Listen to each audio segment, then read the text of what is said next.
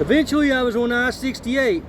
All along, I knew something was going on in my rear left wheel. When I stopped to inspect it, I learned that I had exposed belts on both my rear tires and extremely uneven tire wear. After Louisville, Kentucky, I got off the road to seek a tire shop. Before finding one, my tire went flat. I was in the downtown area of a small incorporated city and drove a short distance on the flat till I found a parking lot suitable to put on the small spare tire that was on the undercarriage of the car. This spare, commonly referred to as a donut, was as old as the car. Therefore, 12 years of exposure to salted slush and other such things that fly up underneath of a car had aged the rubber, despite the fact it had never been used. After putting on the donut, I discovered it to be very low in air, whereas I pulled into a small service station where a mechanic was kind enough to air me up without charge. With confidence, I would make it to Grayville, which is just across the state line from Indiana. I got back onto the interstate. I made it into Grayville and wasted no time going to the dispensary and obtained a gram of cannabis. The list price was $18, but after tax was about $25. I looked at the clock behind the young lady who ran up the sale and saw that it read 4:20. Thinking this noteworthy, I mentioned it to the clerk, who informed me that it was not a working clock and that it was actually after 7 p.m., still June 22nd. Therefore, I felt embarrassed and perhaps a bit stupid. So it was that, having spent a good bit of money on gas and some on cannabis, and with the knowledge that the remainder of my money would still have to purchase enough food to last until my next unemployment compensation payment, I began scouting out a camp spot. I drove nearly 20 miles north, keeping my eyes peeled, but it was all cornfields and therefore not a place I could camp without trespass. So I headed back to Graysville and then a mile or two south to the interstate, where I slept that first night in the back of a travel plaza parking lot where numerous of big rig drivers were doing likewise. Friday night I did the same, but discovered during the course of that day that there was a boat ramp on one end of the quaint but stylish town, which had a sizable parking lot. On Saturday I parked at this boat ramp, which led into a broad, lazy Wabash River, and walked about scouting things out. I discovered a rough, muddy road that led into the woods, apparently made for fishing access. So I drove my car out on this road until I found a spot suitable for camping. As was the case in Proctorville, it took use of my handsaw and a pair of scissors to create a clearing suitable to both park and to have some space to spread out around the vehicle. In order to stretch my dollars, I bought a pound of beans and a bag of rice. Having a camp spot now suitable for building a fire, I stewed the beans and rice and ate plentifully all the way until Tuesday morning, June 27th. The benefit of having to wait until Thursday for my unemployment compensation payment the week before was that I need only wait 5 days this time. So on Tuesday the 27th, I drove to a tire shop, which I went to the previous Friday, where I was told I could get a used tire. On Tuesday morning, when the garage opened up at 7 a.m., I was already there waiting in the parking lot. The owner, the same man I spoke to on Friday, who gave me the price of $40 for a tire, told me to give them 2 hours for which to locate a tire from a salvage yard. I ventured to suggest a bargain that if he were to find 2 tires, I would pay $60 for the both. Otherwise, we could stick to the original deal of 1 for $40. I drove back to the boat ramp parking lot and waited out the 2-hour period. I thought of perhaps riding back to the camp spot to wait, but elected to stay there in the paved lot. I must say, over the course of the days at and near this boat ramp, not a single boat ever entered that Wabash River. Also, I found it striking to see more than one dead large fish lying on its shore. I couldn't help but wonder if that was in some way connected with the fact that there were underground gas lines right beside of that boat ramp. As I waited, a police officer pulled in the parking lot and parked near, but not directly beside me. It was the same officer who had abruptly entered my camp spot a couple days earlier and asked if I was fishing and if I had a fishing license. I informed him I had neither a fishing pole nor a license. He said, "So what are you doing?" To which I replied, "Just cooking some beans." He went on to ask, "So do you just plan to camp a day or two or what?" Unhappy at the way he'd parked out of sight and sound and then snuck upon me as if he aimed to take me by surprise, I remarked, "As long as I feel like it, I guess." Meanwhile, I noted his eyes switching between me and the vehicle as if he disbelieved me and wanted to search it for a fishing pole. But ultimately he said, "Okay, well, I guess I'll leave you be." Judging by his present disgruntled facial expression as he parked near me on Tuesday morning, I suspect that my boldness had left him bitter and that now he was there to make me feel uncomfortable. I paid him little mind, being as I planned to soon be pulling out of town. When I returned to the mechanic shop shortly after 9 a.m., I was informed that he was unable to find a tire. So on that donut spare and a tire with exposed belts, I left Graysville, headed south towards a town 15 miles on the other side of the interstate. After a stop at a couple places who could not help me, I finally found a place with a correctly sized used tire about $460. The mechanic informed me that my wheel bearing was bad, which for this all-wheel drive Kia means replacement of an entire wheel hub assembly. This explained the cause of that uneven tire wear. Also, I prepared to get back in the vehicle, now with one donut on one side and a used tire on the other, but now with at least no exposed steel belts. The mechanic asked, "So where are you headed now?" I replied honestly, "I don't know."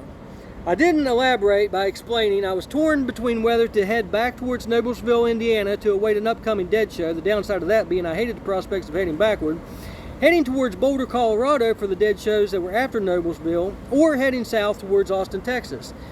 To my "I don't know" reply, the mechanic remarked, "I hope to do that someday," to which I stated it has its ups and downs. Being as I can't recall which route I took next as far as highway numbers, I think this to be a good point at which to conclude today's writing session. Perhaps tomorrow, Monday, July 17th, I will return to the library and look those route numbers up so I can continue this chronicle with more precise detail. Now it is July 20th and I'm finally in Austin. Obviously I did not go to the library and write on July 17th. But I promise you it has not been due to being lazy. Rather than recollect the reasons for lack of writing right now and how I came to be in Austin, I'm going to go back to when I was leaving out of Graysville. After continuing a little bit west, I eventually crossed the Big Mississippi into Missouri. I picked up I-57, which runs down towards Memphis, where I decided would be a decent place to make a camp. The $60 for a tire and some frivolous spending on cigars, $8, and energy drinks, $6, I realized I was limited as to how far I was going to be able to go on this stretch. I got off of the I-57 in southern Missouri in a town named Charleston. I pulled into a store which was a Family Dollar and a Dollar Tree combined. The disappointment to discover was that the really good deals that Dollar Tree has were items they left out in order to make a person buy the more expensive Family Dollar version of that item. When I came out and went back to the Kia, I discovered that I had a flat tire. The first thing I did was move it off the side of the lot, off to the side of the lot, riding on the flat, because after spending money on gas and everything, I was down to about $30. Therefore, getting it fixed was unlikely. A nice older black man in a pickup truck immediately pulled up and asked, "What can I do to help you?" I replied that I wasn't sure exactly what I needed to do. He insisted that I hop in his truck and he would try and get me to someone who could help. Once inside of his truck, I explained how I get unemployment payments on Tuesday, and it basically looked like I was going to be stuck in Charleston until the next Tuesday. Mind you, it is a Tuesday that this happened, so that means a full week. I explained to the man that what it appeared that I was going to need was a place to park my vehicle with a flat. He pointed out a couple of abandoned parking lots to me, but they had no shade whatsoever, and it was very hot in Charleston on this sunny June 27th. The man would have showed me more of Charleston and tried to help, but I insisted I need to just get back to my vehicle and get it out of the store lot, and I told him not to worry about me. I was used to being broke and broke down. When I got back to my car, a food vending cart was set up right behind me, nearly having me blocked in. Ironically, the name of the food trailer was Make 'em Beg. I, having ran a stand called the Beggar's Tomb, had to shake off suspicion that someone was deliberately messing with me. I had spotted out a vacant lot about 1 acre in size that had an abandoned service station in front, but behind it, it was grassy and had a lot of shade trees. I had to back up and pull forward several times to get the Kia around the food vending trailer with a ridiculously loud generator, and on that flat, I drove it to the lot I'd scouted out about a half a mile away. Soon I was in a nice shady spot where I could begin to try and straighten out my vehicle. But I did what I could from within, only because I didn't want to draw attention to myself and cause myself to get ran out of this rather choice spot. It actually looked like it had once been a campground that had closed down. I would eventually find out that it had actually been a drive-in. Sometime that afternoon, a man in a pickup truck came rolling up on me. I quickly hopped out, determined to be at least and at my utmost balance of grateful and respectful as I explained my predicament. After I explained myself to a rugged, conservative-looking man of about 58 years of age and white, he replied me, "Well, I don't have a problem with it. Just clean up all your mess and don't leave any trash." I assured him I most definitely would. He added, Another guy might come by and talk to you this evening. He's my cousin. Just explain to him what you explained to me. I thanked him again before he drove away. As predicted, the second man did stop by that evening, just before sunset. I gave him the same pleading story, to which he said, just don't leave your trash and don't cause a ruckus and we will all be happy. He was even more friendly than the first guy and even smiled a bit and seemed perhaps a little bit happy to have someone temporarily stranded on this piece of property. That evening I saw that Graham Hancock was going to be on the Flagrant podcast hosted by Andrew Schultz and company. This made me happy that the subject of lost civilizations and ancient mysteries in general was making its presence felt among podcasts I subscribed to. To celebrate, I walked to the truck stop beside of the freeway and bought a couple of beers that came to about $5 if I remember correctly. This took me down to 25 in my pocket from about 30. It turned out to be a really interesting podcast, definitely the most I ever enjoyed Graham Hancock. He discussed the psychedelic brew made in ancient Greece, or was it Rome, and he referred to it as a potion. I couldn't help but feel that his conversation on this potion, being something akin to LSD, really reinforced the logic I chose when fictionizing Millennial Odyssey Part 1. After the podcast was over, I was beginning to be swarmed by an overwhelming, growing number of mosquitoes that definitely put a damper on my moderate beer buzz. The next morning, I began taking everything out of the vehicle in order to refresh myself on my full inventory of possessions and to hopefully organize them better and perhaps find a way to make more room. Once most of the stuff had been removed, I began to get worried because I hadn't seen my wallet yet. I had my debit card, which I had been carrying separately from the wallet, but in my wallet had been my driver's license and other things. While I was in the middle of this, the man who I stated seemed almost happy that I was on his property came by. The timing was not how I would have liked it, though, being as I had my possessions sorted out in piles all around the vehicle. I immediately began trying to explain myself, but he wasn't upset. He just repeated what he had said before, that as long as everything is cleaned up when you leave, there's no problem. He told me that he was just stopping by to check on me. I told him what I forgot to mention to you about the first thing I did on that morning. I walked to a tire shop that had a tire which would fit for $40. The old man said, well, I just wanted to make sure that you're okay, because there's no electric or water. I explained to him that I could charge up my devices with my vehicle, and I had located a water faucet on the edge of a very near gas station, so neither of those things were much of a problem. Are the mosquitoes giving you any trouble? Oh man, I thought they were going to eat me alive last night. The conversation was very short, and then he left. That afternoon, I walked to the Family Dollar/Dollar Tree and bought a can of aerosol bug repellent for $2.76. Also ventured a little farther exploring, and found the actual town of Charleston. It was a well-kept and had open businesses, but it was clearly a typical old town of family-owned businesses which had seen its heyday come and gone in terms of thriving businesses. They were clearly making a valiant effort to provide those businesses that corporations haven't eliminated yet, such as arts, crafts, antiques, as well as food and coffee. But I was about the only person walking about downtown during my visit. I found the local public library and decided I would return the next day with my laptop. I forgot to clarify, I did not find my wallet, and that left me a little concerned that I might not be able to access the internet from the library without proper identification, as had been the case in Allentown when I was there for the Louis J. Gomez shows, but fortunately at that time, I did have my ID.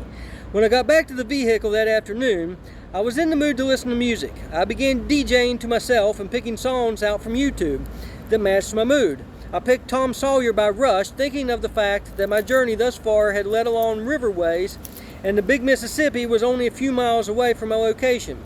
Very soon after the lyrics, today's Tom Sawyer gets high on you and the space he invades he gets by on you, a sedan came rolling toward my vehicle. The timing was such as I had thought that this man driving the car had heard what I was listening to, and his intentions in his eyes and his rather swift driving towards me alerted me that he hadn't come with positive intentions. I felt the need to elaborate a bit about this thought. I considered the possibility that he may have been listening to what I was playing on YouTube. I have to confess that many times each day I consider these shadow world possibilities, and this trip was par for course for my thought process over the last 2.5 years. As I span the flow of traffic, each time I meet a stranger, every time I communicate through an electronic device, or even just watch a podcast, I always consider whether or not everything is part of a coordinated operation. Ever since my life was invaded through cyberspace, and I realized that there was nothing I could do about it, no one who could help, and rarely a person who was even willing to listen to me tell about it, well, I've been flustered, to put it mildly. I know how unlikely and neurotic my consideration of thoughts outside the general realm of natural course of chance events must appear to readers of these words, and as much as I hate it, my thought process has become somewhat neurotic, even by my own assessment.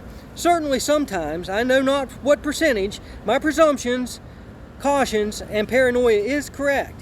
But once an invisible enemy charges into your life and turns it upside down, and the whole world of family, friends, and acquaintances are unable to relate it to anything they've experienced, well, it has the effect on the thought process, and potentially a very troubling one. The saving grace for me in how to cope with it and not let my suspicious mind make me into a bitter and distrusting man is my faith in the teachings of Jesus Christ. I remind myself of the commandment to love my enemies. Therefore, those strangers and shadows pulling strings behind the scenes bring rise only to opportunities to show kindness and understanding in these nightmarish situations. The long four-door sedan pulled up beside me and the window came down. "So what are your plans?" the old man asked me in a scolding tone. "Well, I've got a flat tire and I'm waiting till I have money to get it fixed," I replied. "I know about your flat tire. I need to know what your plans are," he retorted forcefully. I explained to the property owner that I needed to wait until I get my unemployment money the next week and to get a tire fixed, and he said it was okay for me to stay here until then, as long as I clean up after myself, I remarked. My tone was not as pleading as it had been the first 2 times I sought allowance to occupy this space. Rather, it conveyed a bit of annoyance in response to being demanded to explain myself again to whoever this guy was, who obviously had preconceived issues with me. "Well, this is my property. The man you talked to was my son," he replied, making it clear that he was the one I needed to gain permission from. "Well, I can't drive the vehicle without causing more possible damage to it, but if you want me to leave your property, I will," I stated, without begging. "Well, I don't know where you're going to go, but I think you better leave," he concluded. "Fine," I replied bitterly, "but I just want you to know I'm a freedom fighter fighting for this country." I said this as I shouted, putting things into place in preparation to roll out immediately. "Why are you fighting for freedom in this country?" the man asked with a smile, noting jest and the sense of one pleased by their own power over another. "Because this country ain't free," I declared, and with a raised voice as I stepped to the back of the vehicle to put things back in the car. "I fought in World War II and served 26 years overseas," the man retorted. "Congratulations, I'm fighting for freedom right in this country, and I think World War II never really ended. It's still going on all over the world." I was referring to the underlying goal of World War II, I believe to be international trade dominion of nations where cheap labor can be acquired by global corporations. "I fought the Japanese in Japan in 1946, the man declared proudly. All along I felt it odd that this man was announcing that he was the father of the man who gave me permission, because that man appeared to be at least 70, give or take 5 years, and this man didn't look much older. "Congratulations, the war ended in 1945, I remarked defiantly as I entered the front driver's seat in order to pull out. I felt confident that I was correct about the official stated end of the war, but also self-aware that I was contradicting my own declaration that the war never really ended. And I started the Kia and began driving away. The argument with the old man became secondary to trying to figure out where I was going to limp this vehicle toward. It was very hot on this day, even in the shade. I hadn't seen any other vacant lots that offered any shade. To the right were a couple truck plazas I could potentially get to, but there I would be subject to the hustle and bustle of traffic, as well as the hot pavement, bright lights, and the eyes of lots of people looking at my hobbled condition. So I elected to exit the property and turn to the left, where I'd seen a couple of abandoned parking spots that still were going to present hot pavement, but hopefully I could retain a measure of solitude. As I drove to the left, my eyes looked to the vacant paved lot that bordered the property I just left. In the back corner of this parking lot, which weeds had cracked through and were about knee in height, I spotted a tree of low-hanging branches. I headed towards the tree, wishing to get under it as much as possible, and ultimately pulled right into the low-hanging limbs. which noisily offered resistance as they brushed across the hood and windshield, but ultimately a measure of shade. As I came to a stop and shut down the engine, I told the total drive from the spot I'd left to this one amounted to only a minute or two and a few hundred yards of slow rattling distance. I forced the door open amongst the clutter of thin twigs and stepped out as I brushed them away with my hands. Assessing this new parking location, I noted that it was certainly desolate and riddled with litter. The only use this parking lot had seen in the past decade appeared to have been drinkers who'd crawled under these branches in order to be hidden while getting drunk. I, however, was not hidden. Rather, I looked like to a passerby from the main road as someone who'd driven their car into a brushy tree. The upside of this new location is that no one could honestly claim to worry that I was going to damage this property. Instead, there was much improvement that needed to be made in order to be suitable for inhabitants for these next several days. Also of noteworthy significance was a 10-foot tall wooden fence that ran across the backside of the tree, just in front of the view of the windshield. For about 100 feet, it ran until it reached a portion that had fallen over and partially drooped towards the ground at the far end. I wasted no time in taking advantage of the opportunity which this fence offered, and I began tacking up all my tapestries. In an hour or two, I transformed my appearance from a broke-down wanderer to a broke-down starving artist. This offered me little, if any, rise in rank and social status, but at least it was proof that some measure of my life had went toward a laborious activity. The fence was too far from the roadway to be for the artwork to be fully appreciated, but enough visibility to let it be seen that a large amount of artwork was being displayed by someone on this old abandoned weedy parking lot. There wasn't a great amount of traffic coming by on the main road, and few which did come by seemed to take notice, but there was one family who pulled in to get a better look. They complimented the artwork and asked how much I was asking. Being the terrible salesman that I am when it comes to selling my own artwork, I told them the price in the form of an apology because I always assume that everyone is as broke as me. I left the paintings out while I slept, but packed them back into the vehicle before heading to the library the next day. The new day was Friday, June 30th. On my way to the library, a policeman pulled up beside me and informed me that he was aware that I was a traveler passing through, but thought I needed to know that there were parts of town I shouldn't go. I began to tell him about my tire situation, but he interrupted by saying, "I know, I already stopped at your car and ran the plates." I said, "Well, I'm just on my way to the public library right now, and I can promise you won't have any problems caused by me. As soon as I get my unemployment payment next week, I'll be gone." He then took on a more friendly tone and said, "Well, this town is divided, if you know what I mean, and not the good kind of divided." I replied, "I get you," which was basically meant to tell him I didn't need any more information. Factually speaking, I didn't know exactly what he was talking about. Divided black and white, divided rich and poor. Either way, or another way I didn't think of, I didn't need any more information. The fact he'd stopped to warn me was communication enough to let me know that law enforcement was watching me under the reported purpose of watching out for me. He drove away and I resumed the remainder of the walk to the library, about 3/4 mile, which was the total distance from my car. Once at the library, I asked if there was a place I could plug in my computer. The lady directed me to a separate room with a big wooden desk fit for a congressman. I pulled up Richard Francis Burton's City of the Saints, which chronicles his trip from Missouri to Salt Lake City, Utah, picking up right where his mysterious missing month of America left off. I put mysterious in quotation marks in reference to Walter Bosley and Mr. Rice in their take upon the documentation about the month, as a lack of documentation about the month where I feel I know exactly where he went and why he went there. And the very blood in my veins, as well as my kindred spirit, are a direct path to the man himself.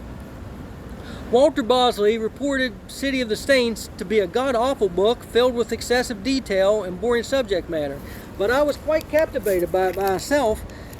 This can probably be contributed to the fact that I was in Missouri contemplating my own westward journey, and the book begins in that same state a bit upriver. Also, Mr. Bosley was seeking particular bits of information as research for a book he was writing.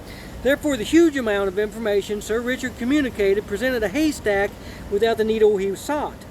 The book describes in great detail the style of clothing the people he met wore, what characteristics he found common amongst people of given occupations, the ins and outs of the carriage in which he rode, the spectrum of various wagons along the trail. I felt somewhat transported back while listening to it read through my headphones while I followed along the text with my eyes. Had the book Walter Bosley was intending to write been a classic Western, I think his opinion would have been quite different. I think it could yet be a great source of reference for any author of book or film who ever chooses to depict that time period in an authentic way. The book also told a bit about the history of the state of Missouri and the debate which took place at the time of its inception as to whether it would be a slave state or free state. The ultimate resolve was for it to be divided in half, along a line of latitude. In Charleston, where I now was in the slave portion. While at the library, I also downloaded audio of Richard Francis Burton's Journey to Mecca. As I walked back to my vehicle after a full day of taking in Sir Richard's literary work, I noticed that the abandoned gas station that was by the road of the corner of the parking lot I was camped at was called Richard's One Stop. Certainly purely coincidental, but a neat one nonetheless. I hung my tapestries back up on the fence and used my handsaw to remove the low-hanging branches, as well as other saplings and weeds growing beneath the tree. In the midst of this, I discovered that the battery had ran dead. This wasn't a huge problem, except that I had hoped to get the vehicle further beneath the tree, where the limbs were now out of the way. There was a strong breeze that afternoon, therefore the paintings flapped about. Occasionally one would blow loose from the fence, but I just kept tacking them back up with the thumbtacks I had, refusing to give up my attempt to have my work recognized by whoever it might be. Ultimately, a storm came heading right towards me, fast towards me from straight in front, as if it was locked in on my wall of paintings as its target. Stubbornly, I stood front and center of my paintings and put my hands on my hips, and with defiance to this force of nature thought, go ahead and bring it on. Just as the darkest of dark clouds were nearly upon me, a pickup truck sped in the parking lot, and a man in the 60s jumped out. Do you need some help taking these down? He asked with near frantic expression of concern on his face. I'm not really worried about it, I replied calmly. Won't the rain damage them? No, I responded. He quickly changed the subject and asked, what does your vehicle need to get it back on the road? Well, I thought out loud, nothing I can get today. This man, who I was seeing for the first time, then stated amidst the first heavy drops of rain, I've seen you here for days now. First you were over there, he pointed towards the grassy lot with shade trees, and now here. I want to help you. Tell me what I can do. As I thought about the proper order of my needs, I answered, well, first off, it needs a jump start. He replied, okay, I don't have jumper cables with me now, but I will go get some. At this point, the wind was beginning to whip. A couple of my tapestries had come loose from the fence. Now, are you going to let me help you take these tapestries down or not? He asked with insistence. Satisfied that the paintings had caught the attention of the someone I required, I answered, okay, sure. As we walked swiftly towards the paintings, I explained that they were just attached along the top with thumbtacks. Then, as I scanned the approximate 80 foot of distance they occupied, I announced with dismay, oh shit, I think a couple of them blew away. The man, who was similar in appearance to Ralph Stanley, a bluegrass singer of whom I'm a fan, Google him if you're unfamiliar, remarked, no, I think they are still attached to the fence, they've just flipped to the other side. I'd soon discovered to my relief he was correct, and he was also very swift in our joined effort, despite having a hobbled gait apparently caused by one leg being shorter than the other. And within a few minutes, the fence was bare. We'd packed them safely away in the back hatch of the Kia Sorrento. The man then said, now I will be back with jumper cables in a little bit. Is there anything else that you need tonight? No, I replied, feeling grateful already for the forthcoming jump start and the help he'd already given. I'm all set. How about some food? Do you have enough to eat? He asked.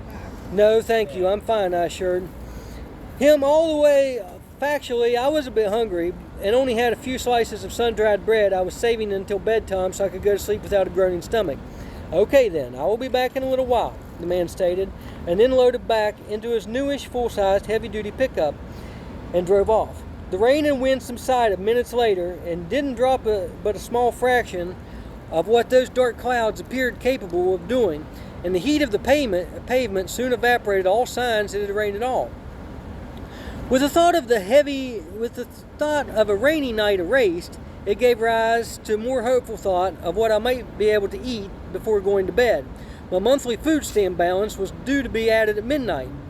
When it turned from June to July, I decided that I would stay awake for that and then walk to the travel plaza and buy a cold sub or something.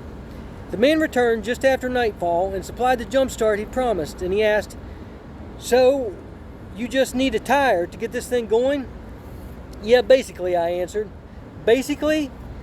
He repeated my choice of wording as a question, making it clear that he detected that I was withholding information about the vehicle's condition. "Will a tire be enough to get you where you're going?" "Well, it actually needs a new wheel bearing at some point. The donut spare that is flat on the side with the bad bearing, driver's side. But when I bought a decent looking used tire back in Illinois, I had the guy switch it to the other side because the bad bearing was causing it to wear out fast. Now this used tire on the side with the bad bearing is already starting to wear out," I explained. He examined the tire with the bad bearing and saw how it was already becoming bare on the inner portion of the tread. "You say you just bought this tire in Illinois?" "Yeah, the same day that I drove here," I answered. "Well, I'm going to do some checking around, and I'm going to see if I can't get you where you need to go to get at least where you're headed. Where are you headed?" "Austin, Texas," I replied. This was a conclusion I'd only recently decided upon when I saw online that Jim Norton was scheduled to perform there on the 8th, 9th, and 10th of July. "Okay, well, give me a few days. You probably won't hear from me over the weekend, but I will get back to you sometime during the first part of next week," the man stated. "Listen, I appreciate what you've already done, but you don't need..." He cut me short by interjecting, "Listen, I know you don't like to accept help, but it's clear to me that you're not just an ordinary person." With the paintings, he momentarily came to a loss of words and then stated, "I want to help you, and I want you to accept my help." Realizing that he was intent upon this matter and becoming more than just a stranger, I asked, "Well, what is your name?" "Tommy Butler," he answered. "Well, Tommy Butler, you're a heck of a good guy." He shied away from this compliment and abruptly turned to get back in his truck, and while doing so reminded me I'd see him the first part of the next week. At this point, with only a few hours left before my food stamp balance would be added to my card, I decided to go ahead and eat my remaining couple slices of bread.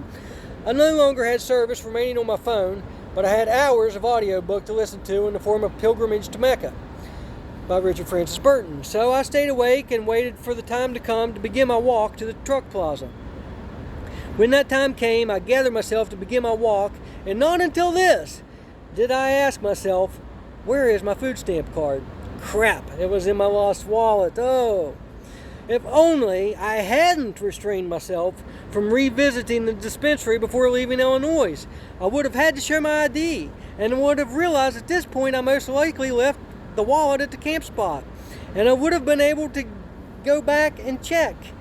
As it was, I wasn't even sure if I had enough money left on my debit card to get coffee in the morning. I would discover the next morning, Saturday, July the 1st, that I did not. One upside of my situation over the weekend was that the library kept their internet turned on, and I could draw signal from outside. But online, I saw an article in my newsfeed stating that West Virginia state employees would be off work on both Monday and Tuesday in observation of July 4th. This meant that my debit card balance wouldn't increase until Thursday instead of Tuesday. I was able to scavenge a little food over the weekend. Something that I ate caused me diarrhea. But, as promised, Tommy Butler came by shortly in the afternoon on Monday. He told me he was still trying to locate some tires, but asked if there was anything I needed. Deciding not to let my pride stand in the way of being honest, I answered, I am a little bit hungry. Tommy went and got me 2 slices of pizza And when he came back, he quickly handed me the bag out the window of his truck, seeming to be in a hurry. I barely was able to speak the words "thank you" before he was pulling away. As I opened the bag, I saw that there was a $20 bill inside and realized that was the reason Tommy rushed away, because he knew I'd tried not to accept it. During our talk, before he went to get pizza, he told me of a 4th of July picnic that his church was putting on just up the road from me the next day. He said that it was open to everyone and I should come by and have some hot dogs. So even without the $20, hunger ceased to be a major concern now. Also, I had cleared out around the big tree enough to pull the car up close to the trunk. So now I had complete shade until about 4 p.m. The only remaining major struggle now was the mosquitoes. Even with repellent, they completely swarmed me. The hideous buzzing sound they make sounds like they're crying a plea for blood. They seem to like to get close to the ears and incite alarm in the victim, which triggers one to begin swatting and thus raise the heart rate and blood pressure, which makes the dinner all the more accessible because of the blood thrown through the veins. I learned recently from a podcast that mosquitoes kill more humans than all other predators. Death by mosquito sounds like it would be a true nightmare, and given the attacks I was facing each night, it didn't seem too much of a stretch of imagination to think what a jungle mosquito death must be like. Fighting for life, the victim literally breathing in mosquitoes with their last gasps of life. Tuesday afternoon came around, and Tommy came by with his son-in-law. They jacked the Kia up and asked to remove both the back wheels. I had a steel pot which I put in the center of the back axle, and it was able to support the weight of the back half of the vehicle. Tommy reminded me once more to come by the 4th of July picnic. They left with the wheels because Tommy said that he wanted to be sure that the tires he had would fit, that a friend had would fit. I took a walk that afternoon with my computer, but it turned out that something had fallen between the screen and the keyboard, and I discovered that it had caused the screen to break. This hacked computer was already barely useful, so I smashed it to pieces and disposed of it. When I got back to my vehicle, I found that a box of canned food and a bag of oranges had been left there. With hunger now totally removed as a motivating factor, it was only because of Tommy's insistence that I should attend the picnic that I eventually headed that direction. There were hundreds, if not more than 1,000 of people gathered. There was a stage set up and a large deluxe tour bus parked beside it. People were gathered in front of it in lawn chairs, while many more were spread out across the broad lawn playing cornhole or picnicking or just generally mingling and conversing. It was the very portrait of a small town social celebration at its best, but I was a stranger and therefore I only walked the perimeter of the event to view it. Eventually, a large fireworks display commenced that went on for perhaps an hour or more. I went back to my vehicle before it concluded, but the fireworks display, as well as many other small ones, went on across town and were still within view. The next morning, 2 police cars pulled in and approached me in my car. One was the officer who I encountered earlier that warned me that Charleston was a divided city. The other was a female officer. The male said, "Do you have your ID on you?" Just as I began to explain about my lost wallet, Tommy pulled in swiftly. As he greeted me friendly and began to drop his tailgate and pull out the wheels, now with inflated tires upon them, the officers apologized to Tommy with a single shy mutterance of sorry. They slouched back into their cars like they'd been scolded, although Tommy never said a harsh word, and left. As we put the wheels on, Tommy explained that he owned a vacant home outside of town and that I was welcome to stay there until I got my wheel bearing replaced if I chose to do so. I told him that I needed to try to drive it as far as I could as it was. He gave me a bag of candles and some soap and said, "I thought maybe these will help you with the mosquitoes." And I said, "I wish there was a way I could repay you for all of this." He said, "Listen, after talking to you for only a minute or two, I could tell that you're not out to take advantage of anyone, and God always blesses me for helping out people who I can." He then added, "Listen, I know you're not going to want to take this, but here." In his hand was a $100 bill. "Oh, that's too much. I can't take it," he demanded. "If you want to do something to repay me, just help out someone else." at some point, when you can. Okay, Tommy Butler, I definitely will, I promised. God bless you, Tommy Butler, I said as he loaded back in his truck. He will, he said back. I know, I just want you to know that that's how I feel about it too. Just like that, I was back rolling again on Wednesday, July 5th. I was driving on southward in highest of spirits and singing an old Leadbelly song as I drove. Perhaps it was because Tommy and I had a conversation about how Charleston had once been a hub of cotton fields, and I had these songs in mind. If these cotton fields get rotten, you can't pick very much cotton in these old cotton fields of home. Just a half mile from Texarkana in these old cotton fields at home. Then as I passed beneath an overpass, I spotted a hitchhiker. I slowed the car to a stop and began clearing off the passenger seat. A black guy I'd guessed to have been somewhat between the ages of 30 and 40 opened the door. Actually, I'd find out he was 48. Loaded in. Man, thank you, he said, in the purest of gratitude. Well, it's actually Tommy Butler you have to thank, I replied, as we pulled away from the side of the road. Then I told him about the help I'd been given by Tommy as we drove down the highway. I'd learned that his name was Cloy. He'd just had a fight with his girlfriend and a general fallout with everyone in his family and social circle. It happened on account of him losing his apartment. He'd stashed his stuff, including a brand new motor scooter, in the woods about 20 miles from where most of his friends and family lived. He was back staying amongst friends and family, but kept telling them that he needed to get a ride over to get his things before someone stole them. He said, "They had no trouble keeping me high and drunk, which I wasn't really wanting to be, but the one thing I was asking them for, they couldn't find time to do." So finally Cloy hitched over to try and reclaim his things, but sure enough, they'd already been stolen. He just found out all of these things were gone the morning, a handful of hours before I picked him up. "So where are you headed?" I asked.